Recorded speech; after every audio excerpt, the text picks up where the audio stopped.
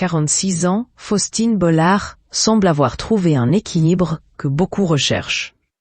Professionnellement épanouie, figure emblématique de France 2, elle parvient à conjuguer vie de famille et carrière télévisuelle avec une justesse qui force l'admiration.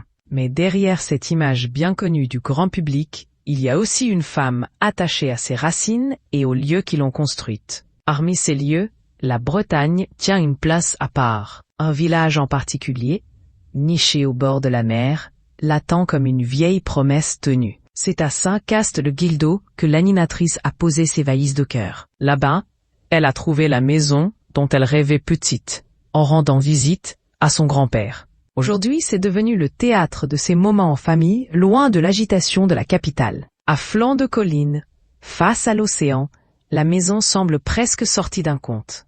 Une tourelle en pierre grise, une vue à couper le souffle, et des pièces qui s'ouvrent comme des cachettes à enfants.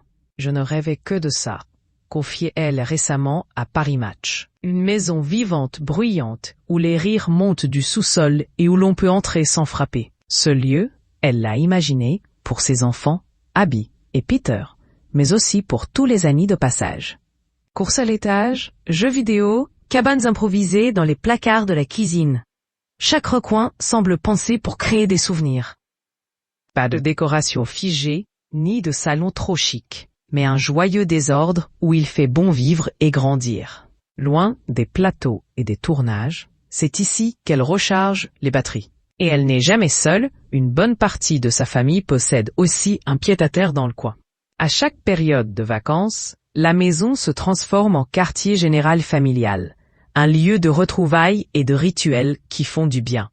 Rien de sophistiqué, juste l'essentiel, le bruit des vagues, des enfants qui jouent, et des longues tablées sans horaire. Le quotidien, pourtant, se passe toujours en région parisienne.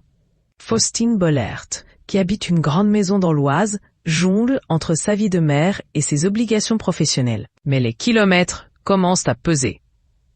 Pour alléger ce rythme effréné, elle a confié songer à se rapprocher de Paris. « Retrouver du temps pour mes enfants », a-t-elle glissé, dans une confidence toute simple.